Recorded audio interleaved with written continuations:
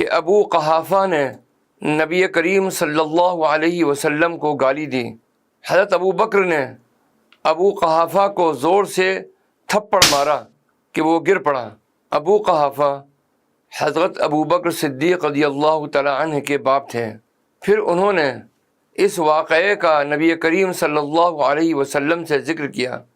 آپ صلی اللہ علیہ وسلم نے پوچھا، کیا تم نے ایسا کیا؟ عرض کیا، ہاں۔ آپ نے فرمایا، دوبارہ ایسا نہ کرنا۔ حضرت ابوبکر صدیق رضی اللہ تعالی عنہ نے کہا، اللہ کی قسم، اگر اس وقت میرے پاس تلوار ہوتی تو میں اس کو قتل کر دیتا۔